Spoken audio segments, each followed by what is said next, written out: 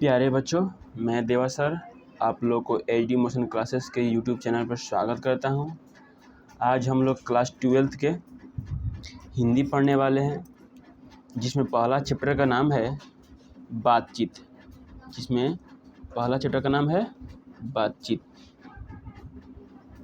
इसके बारे में हम लोग पढ़ चुके हैं। इसके लेखक भी हैं बालकृष्ण भट्ट। कौन है? बालकृष्ण भट्ट, ठीक है ना। इसके बारे में हम लोग पढ़ेंगे। ये हमारे 12th का पहला चैप्टर है, जिसका नाम है बातचीत। इसमें बातचीत की शैली को दर्शाया गया है और इसके लेखक बालकृष्ण भट्ट हैं। आप लोग इसको पूरी वीडियो को देखें और समझें, ताकि आप में इस चैप्टर के समझ आए। चलिए तो शुरू करते हैं बातचीत।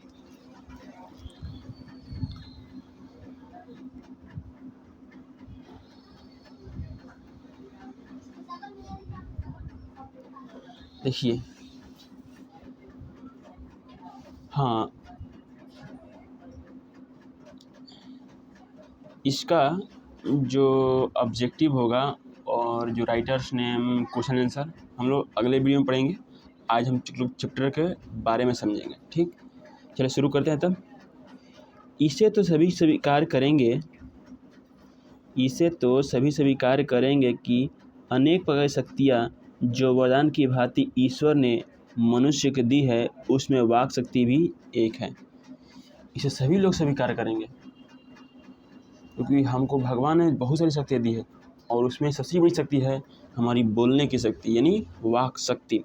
यदि मनुष्य की इंद्रिय अपनी अपनी शक्तियों में अविकल रहती और वाक शक्ति मनुष्य में न होती, तो हम नहीं जानते कि इस गूंगी सृष्टि का क्या हाल होता।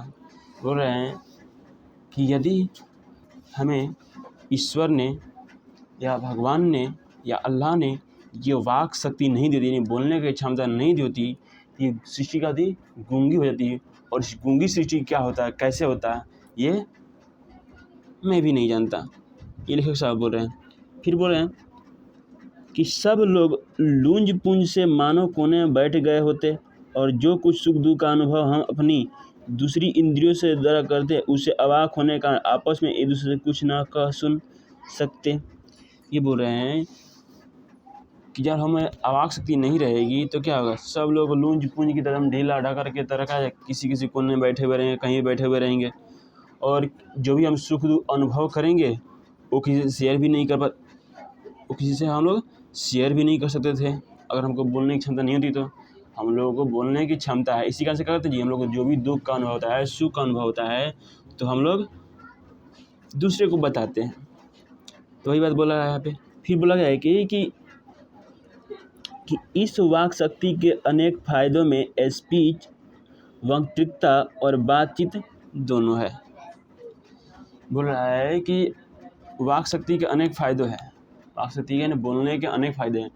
उस अनेक फायदा में एक है स्पीच और एक है बातचीत, ठीक। ये दोनों का एक अलग ही फ़ायदा है, जिसमें आज हम लोग बातचीत के बारे में पढ़ेंगे, स्पीच के बारे में नहीं। फिर बता रहा है कि किंतु स्पीच से बातचीत का ढंग ही निराला है। बातचीत में वक्ता को नाज नखरा जाहिर करने का मौका नहीं दे देता है कि वह बड़े अंदाज में गिन कर पाँव रखता हुआ पुलपिट पर जा खड़ा हो और पुण्य वाचन या नांदी पाठ की भांति घड़ियों तक साहबान, मजलिस, चेयरमैन, लेडीज एंड जेंटलमैन की बहुत सी स्तुति करावे और तब किसी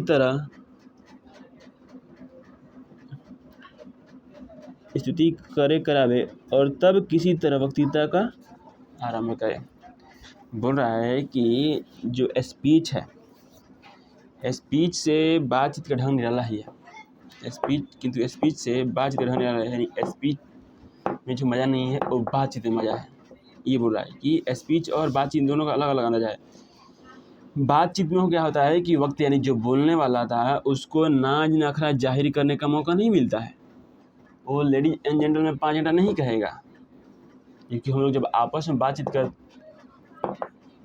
करते हैं तो ये हम कभी भी नहीं करते हैं लेडीज एंड जेंटलमैन। ऐसे करेंगे तो दोस्ती खींचा जाएगा, गुस्सा हो जाएगा।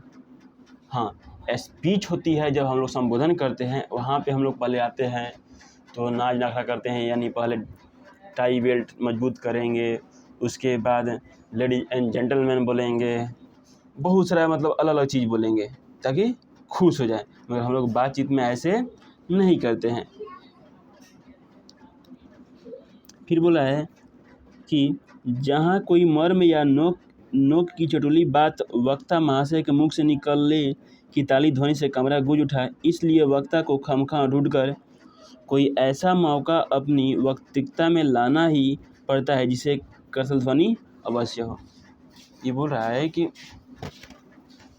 जो स्पीच वाला जो होता है, जो बोलता है, उसको अपने बात में नोक और चुटकुली बातें लाना ही पड़ता है। क्यों? क्योंकि अगर चुटकुली बातें मुख से नहीं बोलेगा तो फिर लोग ताली नहीं बजाएंगे, और ताली नहीं बजाएंगे तो फिर क्या, जो सभा होते हैं सुंदर दिखाई देगा, मज़ा नहीं आएगा। इसलिए जो वक्ता होती है, यानी स्पीच में जो वक्ता होता है, उसको ना चाहते हुए भी उसको जो क्या बोलते हैं, उसको जो चुटकुली बातें हैं उसको लाना ही पड़ता है ताकि करतल ध्वनि चलते रहे, यानी उसमें ताली बजते रहे। फिर हम लोग आगे चलते हैं। आगे बोल रहा है वहीं हमारा साधारण बातचीत का कुछ ऐसा ढंग है कि उसमें न करतल ध्वनि का कोई मौका है, न लोगों के कहे उड़ाने का कोई बात ही रहती है। हम दो आदमी प्रेम पूर्वक संलाप कर रहे हैं, कोई चुटकुली बात आ गई, हंस पड़े। मुस्कुराहट से होठों का केवल फड़क उठना ही इस हंसी का अंतिम सीमा है। स्पीच का उद्देश्य सुनने वालों के मन में जोश और उत्साह पैदा कर देना है। घरेलू बातचीत मन रमाने का ढंग है, उसमें स्पीच की वह संजीदगी बेकदर हो धक्के खाती फिरती है। बोल रहे हैं कि स्पीच की बात हो गया, वहीं जो घरेलू जो बातचीत रहती है तो इसमें कुछ ढंग ही अलग है, ना इसमें कोई करतल ध्वनि का मौका मिलता है, ना कोई मतलब मजाक करने का मतलब खिलिया यानी हंसने का मौका मिलता है। इसमें क्या होता है, बातचीत में हम दो आदमी प्रेम पूर्वक बैठ कर संलाप करते हैं, अगर कोई चुटकुली बात आ गई तो थोड़ा सा हंस पड़े, और भी कैसा तो एकदम सिर्फ ओठ मुस्कुरा लेता है। क्या होता है, सिर्फ ओठ मुस्कुरा गया, बस हो गया, हमारे हंसी उतना ही है। ये नहीं कि हम जब बातचीत करते हैं तो हंसने के बाद हम पूरा ठाठा मार के हंसते हैं और पूरा ताली बजाने लगते हैं। ये तो चलती है हमारी सभा में, स्पीच में, मगर सिंपल दो आदमी के बीच में जब बातचीत होती है तो ऐसी बातें नहीं चलती हैं। स्पीच का उद्देश्य जो होता है कि सुनने वालों के मन में जोश पैदा करे, उत्साह पैदा करे, ताकि लोग टिके हुए रहें, वक्ता के बात सुने। जबकि जो घरेलू बातचीत है उसका है कि इसलिए बात करते हैं ताकि हम लोग का मन माने, ठीक है ना। मन को मनाने के लिए हम लोग घरेलू बातचीत करते हैं, उसमें स्पीच की कोई बातें नहीं रहती है, और उसमें जो भी होता है स्पीच का नियम, उसमें धक्का खाते फिरते होती है, क्योंकि हम लोग स्पीच का नियम नहीं करते हैं घर में। जब हम लोग घर में बात करते हैं तो हम सिंपल वे में बात करते हैं। फिर आगे बोल रहा है कि जहाँ आदमी को अपनी ज़िंदगी मज़ेदार बनाने के लिए खाने पीने चलने फिरने आदि की ज़रूरत है, वहीं बातचीत की भी अत्यंत आवश्यकता है। बोल रहा है कि जहाँ किसी मनुष्य को ज़िंदगी को मज़ेदार बनाने के लिए खाना चाहिए, अच्छा पीना चाहिए, अच्छा चलना फिरना घूमना की ज़रूरत होता है अपनी ज़िंदगी को अच्छा बनाने के लिए, मज़ेदार बनाने के लिए, वैसे ही हमारा बातचीत की भी बहुत ज़्यादा आवश्यकता है ज़िंदगी को मज़ा बनाने के लिए। बोल रहा है कि जो कुछ मवाद या धुआं जमा रहता है वह बातचीत के जरिए भाप बनकर बाहर निकल पड़ता है। चित्त हल्का और स्वच्छ हो परम आनंद में मग्न हो जाता है। बातचीत का भी एक खास तरह का मज़ा होता है। जिनको बातचीत करने की लत पड़ जाती है वे इसके पीछे खाना पीना छोड़ बैठते हैं। बोल रहा है कि बातचीत करने से क्या होता है, बातचीत करने से क्या होता है, हमारे अंदर जो भी मतलब मवाद, जो भी अंदर गुस्सा भरा है या बेचैनी भरा है, जो भी हमको दुख हुआ है, उसको हम बोल देते हैं ना किसी के सामने, तो होता ये है कि मेरा मन हल्का हो जाता है, मेरा चित्त हल्का हो जाता है, ठीक है ना। अंदर की जो भी दुख है वो बाहर निकल जाता है और खूब आनंद आती है, खूब आनंद आती है। बातचीत का एक और ख़ास मज़ा ये है कि जिनको बातचीत का लत पड़ जाएगा ना, जिनको बातचीत का लत पड़ जाएगा वो इसके पीछे खाना पीना भी छोड़ बैठते हैं। ये तो आप लोग समझते ही हैं, ये तो सिंपल है। आप लोग देखते ही हैं कि जब दो प्रेमी लोग का वो सब जब बातचीत करना शुरू करेगा तो सुबह कब हुआ, शाम कब हुई, खाना कब खाना है, कब नहीं खाना है, सब भूल जाता है, ठीक है ना। ये सिर्फ उसी के लिए नहीं बोल रहा, ये हर बातचीत के लिए है। और दो दोस्त भी है सिंपल, हम लोग वहाँ भी हम लोग बात करते थे, बात करते करते बहुत देर टाइम भी देता है, ठीक है ना। तो वही बात बोल रहा है कि अगर जब लोग आदमी बातचीत करे, दो आदमी प्रेम से, तो इतना मज़ा आता है कि उसमें हम लोग खाना पीना भी छोड़ बैठते हैं, खाना पीना के ये तो याद नहीं आता है। वही बात बोल रही है। फिर हम लोग आगे बढ़ रहे हैं। अपना बड़ा खर्च कर देना ही उन्हें पसंद आता है, पर वे बातचीत का मज़ा नहीं खोना चाहते हैं। और जो बातचीत करते हैं, बातचीत की लत पड़ जाती है तो वो बातचीत के अलावा और कुछ नहीं चाहते हैं, चाहे उसको कुछ भी करना पड़ जाए। वो लोग भूखे वो रह जाएंगे कुछ देर तक, पानी पी कर रह जाएंगे, मगर बातचीत करेंगे। जिनको बातचीत का आदत पड़ जाता है उनको बोल रहे हैं।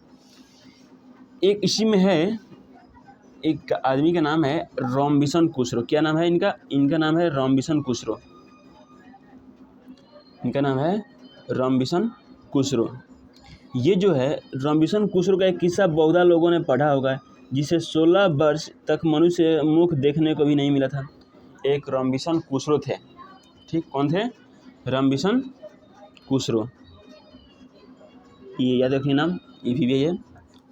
एक रॉबिन्सन क्रूसो थे जो उसने 16 वर्ष तक याद है मनुष्य को मुख देखने का मौका नहीं मिला था उसको, ठीक है ना। मनुष्य मतलब मनुष्य जगत में नहीं रहा था वो कह रहा था कि कुत्ता, बिल्ली आदि जानवरों के बीच में 16 वर्ष के उपरांत उसने फ्राइडे के मुख से एक बात सुनी थी। जो रॉबिन्सन क्रूसो था वो 16 वर्ष के बाद, जो वही 16 वर्ष तक वो कुत्ता, बिल्ली, जानवरों के बीच में रहा। 16 वर्ष के बाद जब उसके सामने एक मनुष्य बोले, उस मनुष्य का नाम था फ्राइडे। क्या नाम था?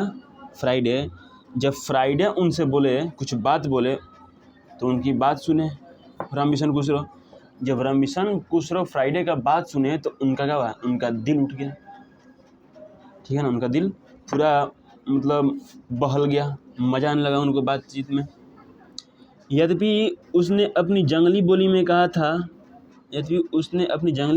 था, पर उस समय ऐसे होते हैं। ये बोला है कि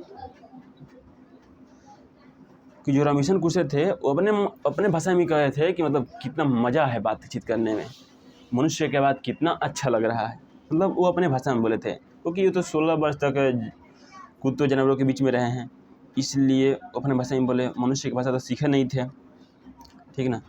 मगर जब वो जो रॉबिन्सन क्रूसो थे, जब इसका फ्राइडे का बात सुने थे तो उनका बड़ा मज़ा आया था। ध्यान रखिएगा कि किसने 16 वर्ष के बाद मनुष्य की भाषा सुना था जी? तो रॉबिन्सन क्रूसो। किसके सुना था? तो फ्राइडे का। किसके सुना था? फ्राइडे का। ये तो ऑब्जेक्टिव है, ये पूछ सकता है, ये पूछ सकता है कि बातचीत का मज़ा, ठीक है ना। फिर हम आ जाते हैं अगले पेज में।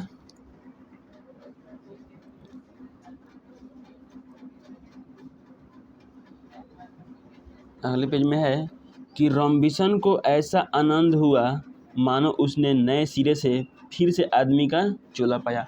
यानी जब वो रॉबिन्सन क्रूसो जब फ्राइडे का बात सुना तो बहुत आनंद आया उसको, जिसमें लगा कि मतलब फिर से हम क्या मनुष्य योनि में जन्म ले लिए हैं, मनुष्य योनि में आ गए हैं, मनुष्य के साथ आ गए हैं। इससे हमको क्या सिद्ध, इससे हमको यही सिद्ध होता है कि मनुष्य की वाक शक्ति में कहाँ तक लुभा लेने की ताकत है। अब बताइए, 16 वर्ष तक वो जंतुओं के बीच में, कुत्ता बिल्ली के बीच में रहा तो उसको मज़ा नहीं आया बात करने में, मगर एक बार सिर्फ मनुष्य की बोली सुन लिया तो उसको मतलब उन लोग से नाता रिश्ता जोड़ करके तुरंत इसको मज़ा आने लगा, क्या तुरंत इसको मज़ा आने लगा मनुष्य के बातचीत का, ठीक है ना, मनुष्य के बातचीत का मज़ा आने लगा। इसे हम कह सकते हैं कि जो मनुष्य के बातचीत की जो शैली है उसमें कितना लुभा देने की ताकत है। फिर हम लोग आगे आते हैं, जिनसे केवल पत्र व्यवहार है, कभी एक बार भी साक्षात्कार नहीं हुआ, उन्हें अपने प्रेमी से बातें करने की कितनी लालसा रहती है। अपना आभ्यंतरिक भाव दूसरे पर प्रकट करना और उसका आशय आप ग्रहण कर लेना शब्दों के ही द्वारा हो सकता है। सच है कि जब मनुष्य बोलता नहीं तब तक उसका गुण दोष प्रकट नहीं होता। बेन जॉनसन, कौन? बेन जॉनसन, याद रखिएगा नाम याद रखिएगा, बेन जॉनसन। बेन जॉनसन का यह कहना है कि बोलने से ही मनुष्य के रूप का साक्षात्कार होता है, बहुत ही उचित जान पड़ता है। ये बोला गया कि उनसे पूछिए जिससे केवल पत्र व्यवहार है, केवल पत्र से लिखा पढ़ा होता है, इनमें बातचीत होता है, कभी भी एक दूसरे के साक्षात्कार नहीं, यानी आमने सामने बैठ कर बात नहीं किए हुए, ठीक। उन्हें अपने प्रेमी से बात करने की लालसा रहती है। पूछिए उनसे कितना प्रेमी से लालसा करने की बात रहती है। अगर कोई हो, तुम ही को हो, मान लीजिए आप ही है, आप हैं, हम है, कोई भी है, अगर हम लोग बाहर रहेंगे चाहे कहीं और रहेंगे, हमारे मतलब घर के साथ नहीं रहेंगे, और हमको सिर्फ घर से पत्र के द्वारा ही बातचीत हो, तो बताइए कि हम लोगों को मम्मी का या पापा का या भाई का या घर के किसी सदस्य का बात सुनने के लिए कितना आतुर रहेंगे कि थोड़ा मम्मी का बात सुनते, थोड़ा पापा का बात सुनते, थोड़ा भाई का बात सुनते, कैसा है। तो वही बोल रहा है कि ये दर्द, यानी बातचीत में कितना मज़ा आता है, कितना इसके बिना कितना दर्द है, ये उस आदमी से पूछिए जिसने खाली केवल पत्र से बातचीत किया है, एक बार भी सामने सामने बात कर नहीं किया है। उससे पूछिए जिससे अपने प्रेमी से बात करने की लालसा होती है कि हम बैठकर आमने सामने बात करें, कि उससे ये बातचीत का दर्द कैसा पूछिए, वो बताएगा। ये बातचीत से क्या होता है कि बातचीत से हम लोग अपने आभ्यंतरिक यानी अंदर के भाव को पकड़ करते हैं और उसके आशय यानी उसका जो अर्थ अपने आप को ग्रहण करते हैं, समझते हैं। और एक सच कहा गया है कि ये कहा जाता है, हम लोग कहावत भी पढ़े हैं कि जब तक कोई मनुष्य बोलता नहीं है तब तक उसका गुण और दोष का प्रकट नहीं होता है। यानी कोई मनुष्य बोलता है तभी उसका क्या गुण है, क्या दोष है उसमें तभी मालूम चलता है। और उसी क्रम में एक बेन जॉनसन, कौन? Ben Jonson. ये कौन है? Ben Jonson. जो बेन जॉनसन है, तो बेन जॉनसन कहते हैं, बोल रहे हैं कि मनुष्य के बोलने से ही मनुष्य के रूप का साक्षात्कार होता है। ये किसने कहा था? ये ऑब्जेक्टिव ध्यान रखना जी, कि किसने कहा था कि बोलने से ही मनुष्य के साक्षात्कार होता है? तो बेन जॉनसन ने कहा था। किसने कहा था? बेन जॉनसन ने कहा था। बेन जॉनसन ने कहा था कि बोलने से मनुष्य का इंटरव्यू यानी साक्षात्कार होता है। फिर हम लोग आगे पढ़ रहे हैं।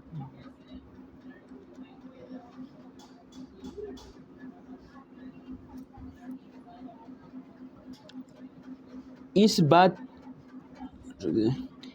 बातचीत की सीमा 2 से लेकर वहाँ तक रखी जा सकती है जहाँ तक उनकी जमात, मीटिंग या सभा न समझ ली जाए। मतलब ये बोल रहे हैं कि बातचीत की सीमा 2 आदमी से लेकर के और वहाँ तक रख सकते हैं जहाँ तक मतलब वो पूरा मीटिंग ना बन जाए, यानी पूरा जमात ना बन जाए, भीड़ तर ना हो जाए बातचीत, वहाँ तक हम लोग क्या बोलते हैं, वहाँ तक हम लोग इसको बातचीत कहते हैं। फिर एक एडिसन, किसने?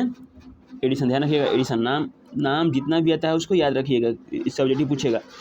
एडिसन का मत है कि असल बातचीत सिर्फ 2 व्यक्तियों में ही हो सकती है। अब पूछेगा, देखिए क्या पूछेगा कि असल बातचीत कितने व्यक्ति हो सकती है जी? असल बातचीत केवल 2 व्यक्तियों के बीच ही हो सकती है। तो ये किसने कहा था? तो ये एडिसन ने कहा था। पूछेगा किसने कहा था कि असल में बातचीत केवल 2 व्यक्तियों के बीच ही हो सकती है? तो एडिसन ने कहा था। किसने कहा था? एडिसन ने कहा था। चलो आगे देखते हैं। एडिसन का मतलब है कि असली बातचीत सिर्फ दो व्यक्ति में हो सकती है, जिसका तात्पर्य यह हुआ कि जब दो आदमी होते हैं तभी अपना दिल एक दूसरे के सामने खोलते हैं। बात सही भी है। आगे भी देखता है कि जब तीन हुए तब वो दो की बातें कोसों दूर गई। कहा भी है कि 6 कानों में पड़ने वाली बात कहती है खुल जाती है। दूसरे यह कि किसी तीसरे आदमी के आ जाते ही या तो वे दोनों अपनी बातचीत का नियत हो बैठेंगे या उसे निपट मूर्ख अज्ञानी समझ बनाने लगेंगे। बोल रहा है कि जब दो आदमी बातचीत करते हैं तो अपने दिल खोल के बात करते हैं। यानी असली में बातचीत केवल दो व्यक्ति के बीच में हो सकता है, मगर जैसे वो तीन होते हैं यानी 6 कान, यानी 2 हमारा, 2 आगे वाला का और 1 2 उसका, यानी 6 कान। जैसे यानी 3 व्यक्ति होते हैं, कहता है बातचीत अब घूमने फिरने लगता है। यानी बातचीत अब दिल से नहीं होती है, अब बातचीत घुमाना फिराना लोग शुरू कर देते हैं ताकि मालूम न चले। हम लोग ये भी जानते हैं कि 6 कान में पड़ी हुई बात क्या है, भेद उसका खुल जाता है। इसलिए हम लोग 2 आदमी के बीच में असल में अच्छा से बातचीत होती है, 6 व्यक्तियों के बीच में नहीं। जैसे तीसरा व्यक्ति आएगा, 6 कानों में जाने वाली बात को नहीं। जैसे ही तीसरा व्यक्ति आएगा तो होता क्या है कि हम लोग या तो अपना बात को पलट देंगे, तो 2 आदमी जो हम लोग बात करेंगे, तो तीसरा आदमी आएगा तो या तो हम लोग अपना बात पलट देंगे, और नहीं तो जो तीसरा आया है उसी को हम लोग मूर्ख बनाने के लिए कुछ और चीज़ बात करने लगेंगे। ठीक, फिर हम लोग आगे देखते हैं।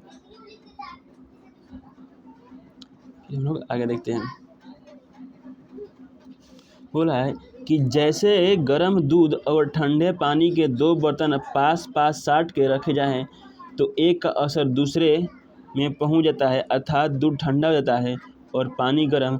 वैसे ही 2 आदमी पास बैठे हो तो एक का गुप्त असर दूसरे पर पहुंच जाता है, चाहे एक दूसरे को देखे भी नहीं।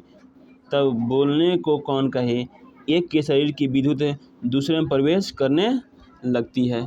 जब पास बैठने का इतना असर होता है तब बातचीत में कितना अधिक असर होगा, इसे कौन न स्वीकार करेगा। ये बोल रहा है कि जैसे हम लोग देखते हैं, जैसे कोई गर्म दूध है, कोई ठंडा पानी है, दोनों बर्तन को हम लोग पास में रखें, एक बर्तन में गर्म दूध है, एक बर्तन में ठंडा पानी, दोनों का पास में रखते हैं तो होता ये है कि जो गर्म दूध का जो हीट है वो धीरे धीरे ट्रांसफ़र हो जाता है ठंडा वाला पानी में। समझिए कि जब एक दूसरे के पास है तो इतना असर पड़ा है। वैसे ही जब 2 आदमी पास बैठते हैं तो एक का असर दूसरे में पहुंच जाता है। एक का जो अंदर का असर होता है दूसरे में पहुंच जाता है, चाहे वह देखे भी नहीं, और एक दूसरे को देखे भी नहीं, अगर पास में बैठा हुआ है फिर भी उसका अंदर जुड़ाव होने लगा शुरू हो जाता है। जैसे हम लोग ट्रेन में एग्जाम्पल ये हम लोग ट्रेन लेते हैं, तो हम लोग ट्रेन में बैठते हैं और कोई पास में बैठता है तो धीरे धीरे ऑटोमेटिक हम लोग क्या धीरे जुड़ाव होने लगता है, धीरे धीरे का उसका नाम पता पूछने लगते हैं, उससे दोस्ती करना शुरू कर देते हैं। वही बात बोल रहे हैं कि चाहे एक दूसरे को देखे भी नहीं तब बोलने को कौन कहे, एक के शरीर की विद्युत दूसरे में प्रवेश करने लगती है, हमारे अंदर की भावना धीरे धीरे उसके अंदर पहुंचने लगती है। जब पास बैठने का असर इतना है तो समझिए कि जब बातचीत में कितना अधिक असर होगा, इसे कौन स्वीकार करेगा। मतलब बोल रहे हैं कि जब हम लोग पास बैठते तब इतना धीरे धीरे कनेक्शन जुड़ता है, जब हम लोग उससे बात करना शुरू करेंगे तो हम लोग कितना मज़ा आएगा। ठीक है ना, वही बात बोल रहा है। फिर आगे बोला है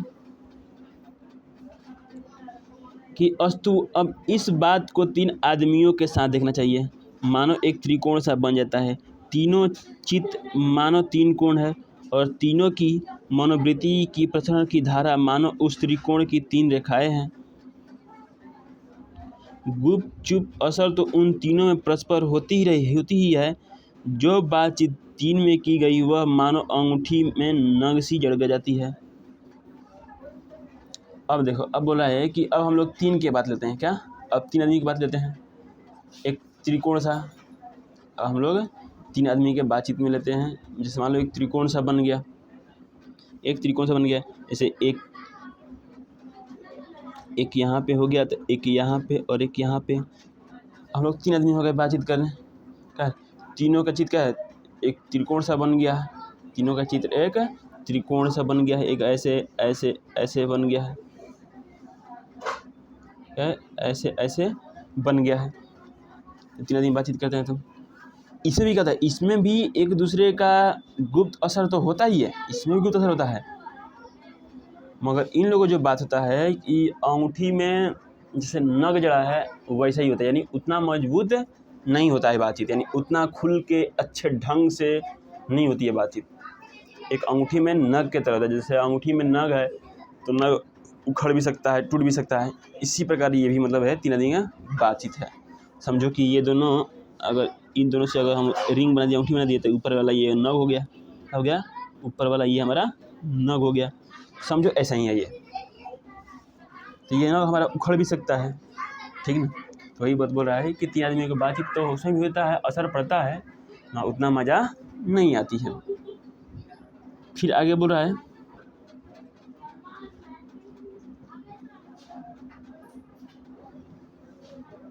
फिर आगे बोल रहा है तीन आदमी के बाद तीन आदमी के उपरांत जब चार आदमी हुए तब बेतकल्लुफ़ी की ओर बिल्कुल स्थान नहीं रहती। खुल के बातें न होंगी, जो कुछ बातचीत की जाएंगी वह फॉर्मेलिटी, गौरव और संजीदगी के लक्ष्य से सनी हुई होगी। चार से अधिक के बातचीत तो केवल राम रमोल कहलाएगी, उसे हम संलाप नहीं कह सकते हैं। इस बातचीत के अनेक भेद हैं, इस बातचीत के अनेक भेद हैं। अब देखो बोल रहा है कि जैसे तीन आदमी से हम लोग अधिक हुए, चार आदमी हुए, तो हम बेतकल्लुफ़ी बात करने लगेंगे, उसमें मतलब कोई ढंग का मतलब बातचीत अब नहीं रह जाएगा, इधर उधर का बात सुनने लगेगा, खुल के बातें भी ना होंगी, जो कुछ बात भी हम सिर्फ मतलब केवल फॉर्मेलिटी निभा रहे हैं, बस बस के बाद बैठ कर ऐसे बातचीत कर रहे हैं, मगर दिल खुल के बात नहीं होगा। और चार से अधिक होता है तो और अच्छा बात नहीं होगा, बस राम रमोल होगा, एक दूसरे में बोलेगा ये कर, बोलेगा वो कर, बस ऐसे ही टाइम कटेगा, सब अच्छी तरह से बातचीत नहीं हो पाएगा। यानी अगर समझो कि देखा जाए तो असल में बातचीत केवल दो व्यक्तियों में ही अच्छी से होती है, ठीक है ना। उससे अधिक होंगे तो धीरे धीरे क्या होगा, बातचीत को ढंग वो खराब होता जाएगा, और तीन या चार से अधिक होंगे तो मतलब बातचीत का कोई मज़ा ही नहीं रह जाएगा, उसको हम लोग संलाप कह ही नहीं सकते हैं। और देखा जाए तो बातचीत के भी अनेक भेद हैं, बोल रहा है यहाँ पे, अगर देखा जाए तो बातचीत के भी अनेक भेद हैं। पहला है यहाँ पे कि दो बूढ़ों का बातचीत, इसमें आएगा मतलब दो बूढ़ों का बातचीत आएगा, दो प्रेमी का बातचीत आएगा, दो बूढ़ियों का बातचीत आएगा, दो स्कूल के फ्रेंड्स का बातचीत आएगा, दो व्यापारी का बातचीत आएगा, मतलब बहुत सारा बातचीत आएगा, सबको मतलब हम लोग धीरे पढ़ना है। ये पहला यह है कि दो बूढ़ों का बातचीत। अब देखो, जब दो बूढ़ों का बातचीत होगा तो प्राय ज़माने की शिकायत पर हुआ करती है। अगर दो बूढ़ा बातचीत करेंगे तो ज़माने की शिकायत की बात करेंगे। वे बाबा आदम के समय की ऐसी दस्ताना शुरू करते हैं जिसमें 4 सच तो 10 झूठ, और वे जो बाबा हैं, जो बूढ़े हैं, ऐसा बोलना शुरू करेंगे जिसमें से 4 गो सच रहेगा तो 10 गो झूठ बोलेंगे। बस उन लोगों के बीच में एक बार बात का घोड़ा छूट जाना चाहिए, पहरों बीत जाने पर भी क्या उनका अंत नहीं होगा।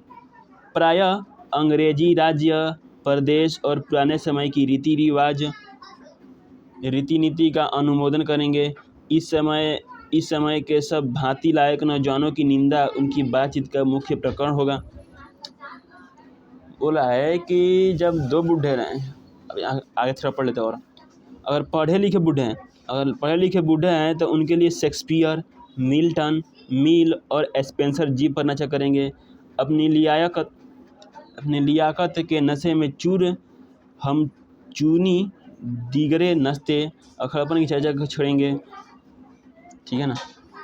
ये बोल रहा है कि दो बाबा जब दो बूढ़ा बातचीत करेगा, यानी दो जब बाबा बातचीत शुरू करेंगे तब वो अपने पुराने समय का बातचीत उखाड़ेंगे, इसमें से 4 गो सच रहेगा तो 10 गो झूठ रहेगा, ठीक है ना। और प्रायः इनका जो बातचीत का जो ढंग है, जो केंद्र बिंदु रहेगा तो वो रहेगा ज़माने की शिकायत पर, अंग्रेजी राज्य के बारे में रहेगा, उनके प्रदेश यात्रा के बारे में रहेगा, पुराने समय की रीति नीति के बारे में करेंगे वो, और वर्तमान समय के जो नौजवान है उसके निंदा मुख्य कारण रहेगा। शायद हम लोग देखते भी हैं, बोलते भी हैं, जो बूढ़े लोग होते हैं बोलते हैं दिन भर छोकड़ावा मोटरसाइकिल पर बैठ कर तो घूमते रहता है। आज बिना मोटरसाइकिल से पढ़ने नहीं जाता है। हम लोग पैदल 10 किलोमीटर पर जाते थे पढ़ने के लिए। ऐसे ऐसे लोग क्या बोलेंगे, बूढ़े लोग बोलेंगे कि हम लोग 10 किलोमीटर जाते थे पैदल पढ़ने के लिए। आज के जो छोकड़वा जो है 1 किलोमीटर पैदल नहीं जाता है, जाने के लिए भी क्या मोटरसाइकिल चाहिए। मतलब ये ज़माने की शिकायत की बात शुरू करेंगे ये। आज के खास करके आज के युवा के बहुत ज़्यादा शिकायत करेंगे। हाँ, अगर वो पढ़ा लिखा बूढ़ा रहेगा दोनों में देखिए, एक अनपढ़ बूढ़ा, एक पढ़ा लिखा बूढ़ा। तो अगर पढ़ा लिखा बूढ़ा रहेगा तो वो शेक्सपियर का बात करेगा, मिल्टन का बात करेगा, मिल का बात करेगा, स्पेंसर का बात करेगा। ये इन सब का बात उनके जीभ पर नचेगा, क्योंकि वो पढ़े लिखे हुए हैं। वो पढ़े लिखे हुए हैं तो इन सब का, शेक्सपियर का, मिल्टन का, ये सब थी पढ़े हुए हैं, इनके बारे में सब पढ़े हुए हैं, तो उनकी बात उनके जीभ पर नाचेगी। ठीक है ना। अब हम लोग आते हैं कि जब दो सहेलियों की बातचीत का कुछ जायका ही निराला है, रस का समुद्र मानो उमड़ चला आ रहा है, इसका पूरा स्वाद उन्हीं से पूछना चाहिए जिन्हें ऐसों की रस सनी बातें सुनने कभी भाग्य लड़ा हो। अब देखो, जब दो सहेली बातचीत करेगी तो उसका एकदम मज़ा ही कुछ और है उन लोगों का। मतलब ऐसे ही उन लोगों का मज़ा आएगा जैसे लगता है एकदम समुंदर में पूरा एकदम लहर पैदा हो गया है, पूरा समुंदर में लहर पैदा हो गया, समुंदर खुशी से नाच रहा है। इसका स्वाद उन्हीं से पूछना चाहिए जिन्हें ऐसे की रस सनी बातें सुनने को कभी भाग्य मिली है। अब देखते हैं, हम लोग देखते भी हैं कि जब 2-4 सहेलियाँ रहती है, जब बातचीत करना शुरू करेगी तो एकदम पूरा रोड छेक लेती है, एकदम चलना शुरू कर देती है, एकदम पूरा रोड घेर लेगी और चलेगी। गाड़ी पीछे से हॉर्न भी मारेगी तो लोग सुनाई नहीं देगा। यानी अपने बात में कितने मस्ती में रहेगी वो, यानी उन लोगों का बात कितना मज़ा आ रहा है, वही बात यहाँ पे बोला है ये। फिर हम लोग आगे आते हैं। अब हम देखते हैं कि अगर दो बुढ़ियों का बातचीत का मुख्य प्रकरण बहू बेटी वाली हुई तो अपनी बहुओं या बेटों का गीला शिकवा होगा, या बिरादराने का कोई ऐसा समस्या छेड़ बैठेंगे कि बात करते करते अंत में खाड़े दांत। आगे हम लोग पढ़ेंगे। बोला है कि अगर दो बुढ़िया बातचीत कर रही है, अगर उसका बात का केंद्र अगर बेटी बहू वाली हुई, अगर उसका बात का केंद्र अगर बेटी बहू वाला हुआ तो अपने बहुओं की बेटों के गिले के बारे में बात करेंगे कि मेरी बहू ये है, मेरे बेटे ये है। एक बोलेगी बुढ़िया कि मेरी बहू बहुत मानती है, हमारा तेल मालिश करती है। एक बुढ़िया बोलेगी हमारे पास तो ये तुम कुछ वो नहीं करती है, खानों नहीं देती है। यही बात करेंगे, ठीक है ना। जब दो बुढ़िया बात करेंगे तब कभी कभी क्या होगा, अपनी बिरादरी वाले की बात है वो छोड़ बैठेंगी। कभी कभी वो लोग, कभी कभी जो बुढ़िया होती है जो अपने बिरादरी वाले पटीदार वाले बात करना शुरू कर देगी, और बात करते करते अंतिम में क्या करेगी, अंतिम में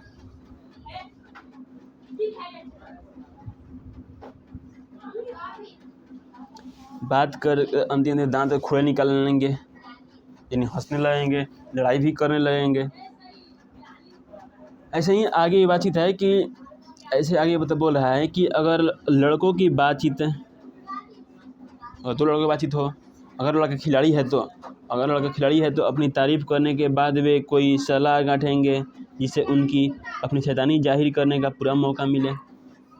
अगर दो लड़का हो, खिलाड़ी हो, तो अपनी तारीफ़ करेगा और दूसरे को सलाह देगा, कि ऐसे करो वैसे करो, अपना शैतानी जाहिर करने, अपने आप को उदारतापूर्वक दिखाएगा।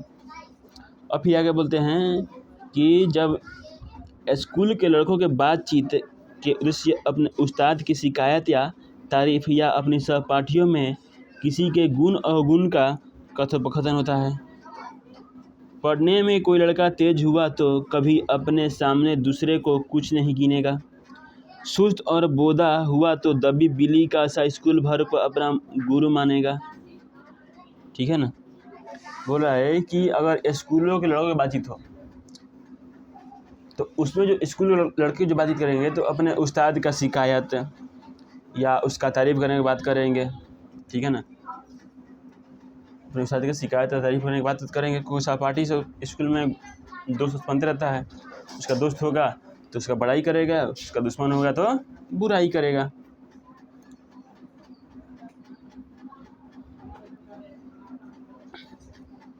अब देखो इसमें और बोला है कि अगर लड़का तेज हुआ, पढ़ने में लड़का तेज हुआ तो और जो लड़का किसी को कुछ नहीं पूछेगा। अगर लड़का पढ़ने में बोधा है तो पूरा स्कूल में बिल्ली की तरह रहेगा, एकदम डर के रहेगा, पूरा स्कूल में डर के रहेगा और पूरा स्कूल को ही अपना गुरु मानेगा, सबसे डर के रहेगा। जो कोई बोलेगा, कुछ भी बोलेगा वो करेगा। फिर बोल रहे हैं कि इसके अलावा बातचीत की और बहुत सी किस्में हैं। राजकाज की बात हो गई, फिर व्यापार संबंधी बातचीत हो गई, दो मित्रों में प्रलाप आदि। बोल रहा है कि इसके अलावा बहुत सारे बातचीत के चले, बहुत सी किस्में हैं। राजकाज की बात हो सकता है, व्यापार संबंधी बातचीत हो सकता है, दो मित्रों के प्रेमालाप भी हो सकता है, यानी दो मित्र हैं प्रेम कर रहे हैं, प्रेम वाला बात कर रहे हैं, ये भी हो सकता है। यानी बातचीत के बहुत सारे चीज़ हो सकते हैं। क्या बोला है कि हमारे देश में जो अशिक्षित लोग क्या है, हमारे देश में अशिक्षित लोगों में बदकही होती है। हमारे जो लोग अशिक्षित होते हैं वह आपस में बदकही करते रहते हैं, कुछ बात करते रहते हैं। लड़की लड़के वालों की ओर से एक एक आदमी बिचवई होकर दोनों में विवाह संबंध की कुछ बातचीत करते हैं। अब देखो हम ये भी देखते हैं, बातचीत का एक पार्ट ये भी है कि लड़की और लड़के वालों की ओर से एक एक आदमी बिचवई होकर के, एक आदमी लड़की की तरफ से, एक आदमी लड़के की तरफ से, दो आदमी से बिचवई होकर के उस लड़का और लड़की विवाह के संबंध की बातचीत करते हैं। और उस दिन से उस बिरादरी वालों को जाहिर कर देता है कि अमुक की लड़की का अमुक के लड़के के साथ विवाह पक्का हो गया, यानी फलानवा के लड़की के फलाने के लड़का से विवाह पक्का हो गया है। यह रस्म बड़े उत्सव के साथ की जाती है। चंडू खाने की बातचीत भी निराली होती है। निदान बात करने के अनेक प्रकार के ढंग है। बोल रहा है कि जो उस दिन जब एक लड़की वाले के और एक लड़का वाले के, जब दोनों आदमी के बीच में बातचीत होती है, जो उसके करते हैं, उसके रिश्तेदार करते हैं बातचीत, तो होता ये है कि उसके रिश्तेदार बातचीत करके उस लड़का और उस लड़की को जोड़ देते हैं। समझिए कितना वो मतलब बातचीत का थी, वो बातचीत में कितना मतलब अच्छा है, बातचीत में कितना पावर है कि वो दो अनजान आदमी को भी क्या करता है, जोड़ देता है। ठीक, अब हम लोग आगे चलते हैं।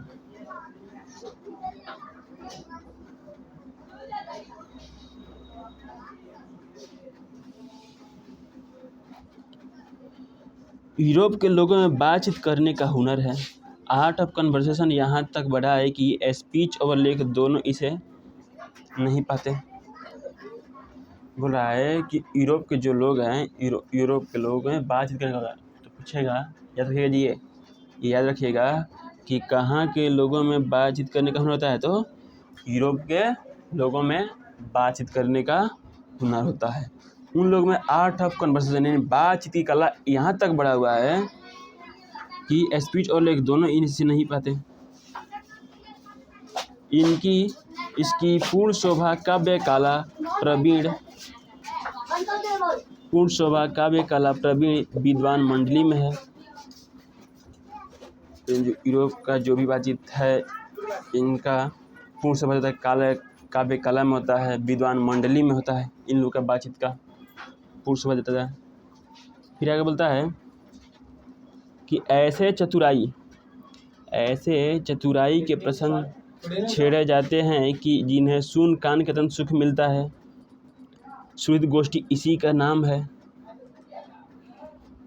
सुहृद गोष्ठी की बातचीत का यह तारीफ है कि बात करने वालों को लियाकत अथवा पंडिताई का अभिमान या कपट कहीं एक बात में विरक्त न हो, वरन क्रम में रसाभास पैदा करने वाले शब्दों को बिरखते हुए चतुर सियाने अपनी बातचीत को सरस से रखते हैं। मतलब ये बोल रहा है कि जो भी जिनमें बातचीत करने की कला होती है, यूरोप के लोगों में बातचीत करने की कला होती है, उनमें विद्वान होते हैं, तो ये लोग कहते हैं कि ये लोग जो बातचीत करते हैं तो उसमें फूक के पैर रखते हैं और उसमें रसाभास तक पैदा न हो, इसलिए अच्छे वो बात करते हैं और जो भी बात बोलते हैं और एक सोच समझ करके बोलते हैं। ताकि कहीं भी उसमें से मतलब रसाभास पैदा करने वाला बात प्रकट न हो। फिर आगे बोल रहे हैं कि वह रस हमारे आधुनिक शुष्क पंडित की बातचीत में जिसे शास्त्रार्थ करते हैं कभी आवेगा ही नहीं। मुर्ग और बटेर की लड़ाइयों की झपटा झपटी के समान उनकी नीरस काँव काँव सरस संलाप ही की चर्चा ही चलाना व्यर्थ है, वरन कपट और एक दूसरे को अपने पांडित्य के प्रकाश के बाद में परास्त करने का संघर्ष आदि रसाभास की सामग्री वहाँ बहुतायत के साथ आपको मिलेगी। तस्वीर हम लोग देख लेते हैं क्या बोला है ये कि वह रस हमारे आधुनिक शुष्क पंडित की बातचीत में जिसे ससर कहते हैं कभी आवेगा ही नहीं। और वो जो रस है हमारे आधुनिक युग के शुष्क पंडित हैं, हमारे यहाँ के जो पंडित है, वो रस यहाँ के बातचीत में वो आएगा ही नहीं। जब यूरोप की तरह लोगों की तरह बातचीत करने लगेंगे तो ये मज़ा नहीं आएगा। जैसे लगेगा क्या कि मुर्ग बटेर की लड़ाई में जो मुर्ग है और बटेर है उसके लड़ाई की झटाझटी में कहाँ से कहाँ क्या कोई बोल रहा है, ऐसे लगेगा। क्योंकि हमारे देश में अगर हम लोग बातचीत कर रहे हैं तो अगर हम लोग यूरोप के शैली की तरह कोई आया, मतलब तेज़ तरार लड़का आया, कोई पंडित की तरह पंडित पढ़ने में तेज़ तरार है, ठीक है ना, आया और एकदम यूरोप की तरह ढंग से बोलने लगा तो हम लोग क्या कहेंगे, क्या नहीं कहाँ से आ गया है। मतलब उसके बातचीत में हम लोग को कोई मज़ा ही नहीं आएगा, उसको कुछ मज़ा ही नहीं मिला। फिर आगे बोल रहा है यहाँ पे कि घंटे भर तक काम करते रहेंगे तो कुछ ना होगा। बड़ी बड़ी कंपनी और कारखाने आदि बड़े बड़े काम इसी तरह पहले 2-4 दिली दोस्तों के बातचीत से शुरू किए गए। ऐसे क्या वो घंटे भर काम करते रहेंगे, उनको कुछ नहीं मिला, कोई मतलब चाह भी नहीं करेगा, ठीक। फिर आगे बोला है कि बड़ी बड़ी कंपनी और कारखाने आदि बड़े बड़े काम इसी तरह पहले 2-4 दिली दोस्तों की बातचीत से शुरू किए गए। यानी बहुत सारी जो कंपनी है, बहुत बड़े बड़े कंपनी जो आज है वो बहुत ऐसी है कि जो 2-4 आदमी मिल कर शुरू किए, धीरे धीरे उसमें दिल से जुड़ते गए, बातचीत करते गए, करते करते आगे बढ़ते गए और कंपनी बहुत सा बड़ी हो गई और उसमें बहुत सारा काम करने लगते हैं। वही बात है यहाँ पे कि उपरांत बढ़ते बढ़ते यहाँ तक बढ़े कि हज़ारों मनुष्य को उससे जीविका चलने लगी और साल में लाखों की आमदनी होने लगी। 25 वर्ष के इसके बाद में पढ़ेंगे। यानी जब हम लोग 2-4 आदमी मिल कर करते हैं, जो 2-4 आदमी मिल कर कोई कंपनी खोलते हैं, चाहे कोई काम शुरू करते हैं, दिली दोस्ती मिलते हैं हम लोग धीरे और लोग उसमें जुड़ जाते हैं, दिल दोस्ती मिलते जाता है, हम लोग और आगे बढ़ते जाते हैं और आगे बढ़ते हैं। आते आते एक ऐसा होता है कि यह कंपनी बहुत बड़ी होती है जिसमें लाखों लोग कार्य करने लगते हैं और सभी लोग अपना अपना आजीविका चलाते हैं। फिर आगे बोला ये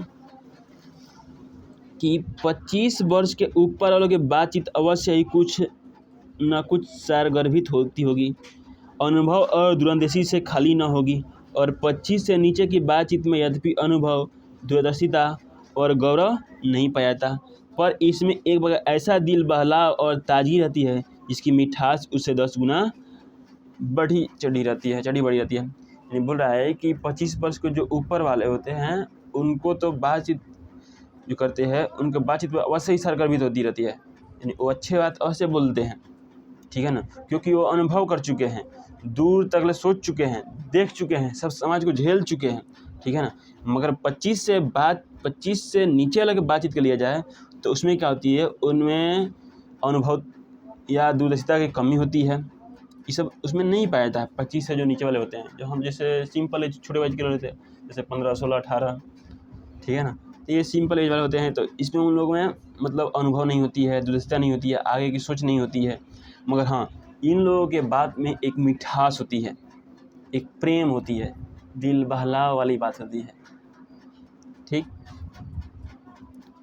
और वो जो बात जो होती है वो 25 वर्ष वाले से कई गुना मिठास होता है उसमें, यानी 10 गुना मिठास होता है। फिर आगे बोला है यहाँ तक हमने बाहरी बातचीत का हाल लिखा है जिसमें दूसरे फरीक के होने की बहुत आवश्यकता है, बिना किसी दूसरे मनुष्य के हुए जो किसी तरह संभव नहीं है, और जो दो ही तरह पर हो सकता है। यहाँ तक हम लोग यही देखे कि यहाँ तक हम लोग क्या देखे, यहाँ तक हम लोग यही देखे कि बातचीत में कम से कम दो आदमी का होना आवश्यक है, तभी बात संभव है। अगर दो आदमी नहीं रहेंगे तो बातचीत संभव नहीं होगा। अब ऐसे बात कब होगा, दो आदमी कब होंगे, तो या तो कोई हमारे यहाँ कृपा करे या हम ही जाकर दूसरे की कृतार्थ करें। यानी या तो कोई हमारे यहाँ आए या हम किसी और के यहाँ जाए, तब दो आदमी होंगे और बातचीत करेंगे। पर यह सब तो दुनियादारी है जिसमें कभी कभी रसाभास होते देर नहीं लगती है। मगर जब दो आदमी होते हैं, हम लोग बातचीत करते हैं, तो इसमें कभी कभी होता है रसाभास भी पैदा होता है, क्योंकि हम उसके यहाँ गए या वो हमारे यहाँ। तो होता ये है कभी कभी होता ये है कि एक दूसरे को हम लोग गलत भी समझ लेते हैं, क्योंकि जो महाशय अपने यहाँ पधारे उनकी पूरी दिलजोई न हो सकती तो शिष्टाचार में त्रुटि हुई। अगर हम ही उनके यहाँ गए तो पहले तो बिना बुलाए जाने का अनादर का मूल है, और जाने पर अपने मन माखी बर्ताव न किया गया तो मानो दूसरे प्रकार का नया घाव हुआ है। इसलिए सबसे उत्तर पर बातचीत करने का हम यही समझते हैं कि इसको आगे लेते हैं। यानी अगर हम उसके यहाँ गए तो होगा ये, अगर पूरी दिल जैसे हमारा शिष्टाचार से मतलब आदर नहीं किया तो हमको खराब लगेगा।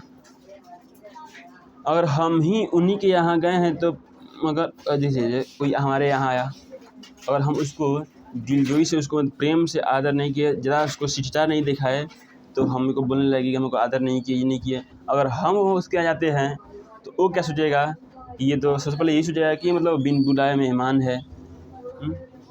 इससे हमारा ये बिन बुलाए मेहमान का अनुभव होगा, मन वाकिफ बर्ताव नहीं होगा। इससे क्या होगा, एक प्रकार का नया घाव उत्पन्न होगा, यानी हम लोगों को विरोध पैदा होगा। क्या होगा, विरोध पैदा होगा। ठीक है ना, आगे हम पढ़ते हैं। अब है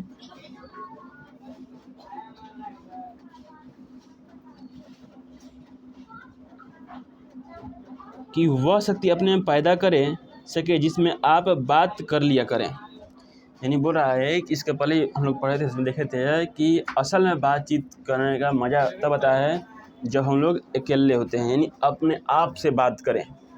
यहाँ पे कोई रसाभास पैदा नहीं होगा, खुद से बात करें, इसमें मज़ा ही कुछ और है। हमारी भीतरी मनोवृत्ति प्रति क्षण नए नए रंग दिखाया करती है। वह पंचात्मक संस्कार का एक बड़ी भारी आईना है जिसमें जैसे चाहो वैसी सूरत देख लेना, कुछ दुर्घट बात नहीं है। यानी हमारी जो भीतरी मनोवृत्ति होती है प्रति क्षण नए नए रंग बदल रहती है। हम अंदर को समझ ले अपने बात को, यानी खुद से बात करना शुरू कर दे तो हमारे अंदर इतनी बड़ी दुनिया है कि प्रति क्षण यानी हर एक समय नई नई संसार की मतलब दुनिया दिखाती रहती है, यानी आईना दिखाती रहती है। यानी उसमें से चाहेंगे वैसी सूरत उसमें देख लेंगे। ठीक है ना, फिर आगे बोल रहा है कि कोई जरूरत नहीं, जो एक ऐसे चमनिस्तान है जिसमें हर किस्म के बेल बूटे खिले हुए हैं, और ऐसे चमनिस्तान के सैर में क्या कम दिल बहलाव है। यानी बताइए, जब हमारे दिल के अंदर एक संसार बसा हुआ है हमारे अंदर, हम इसमें नए नए रंग प्रत्येक समय प्रति क्षण हम लोग नए नए रंग देख सकते हैं, नई नई दुनिया देख सकते हैं। उसमें बताइए क्या इस अंदर जो बाग है, ये अंदर का जो बगीचा है, इसमें जो बेल बूटे फले हुए हैं, ये क्या ये हमारे दिल बहलाव के लिए कम है जो हम दूसरे के यहाँ जाते हैं। ठीक है, ये बोल रहा है, इसलिए बोल रहा है कि इस साल में सबसे अच्छा बातचीत, ना कोई दुश्मनी होगा ना कुछ होगा। ये सबसे मस्त है कि अपने आप से बात करना सीखें। मित्रों का प्रेमालाप कभी इसकी 16वीं कला तक नहीं पहुंच सका। इसकी सैर का नाम ध्यान या मनोयोग या चित्त को एकाग्र करना है, जिसका साधन 1-2 दिन का काम नहीं, वर्षों के अभ्यास के उपरांत यदि हम थोड़ी भी अपनी मनोवृत्ति स्थिर कर अवाक हो गए, अपने मन के साथ बातचीत कर सके, तो मानो अहोभाग्य। एक वाक शक्ति मात्र के दमन से न जाने कितने बार का दमन हो गया। बोल रहा है कि मित्रों के प्रेमालाप जो होते हैं इस 16वीं कला तक कभी नहीं पहुँचे, यानी इस कला तक कभी नहीं पहुँच पाते हैं। जो हम लोग मित्रों से बात करते हैं इतनी आनंद नहीं आ सकती है जितना हम लोग खुद से बात करके, जितना हम लोग खुद से बात करेंगे तो उतना आनंद मिलेगा, उतना मित्रों से बात करने का आनंद हमको नहीं मिलेगा।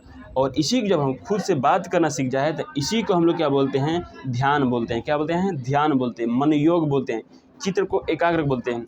और ये चित्र का एकाग्र है या मन योग है या जो ध्यान है ये 1-2 दिन का काम नहीं है, ये वर्षों तपस्या यानी वर्षों अभ्यास करना पड़ता है। उसके बाद से हमको ये चित्र एकाग्र होता है, यानी ध्यान इकट्ठा होता है, उसको हम खुद से बातचीत करके खुश होते हैं।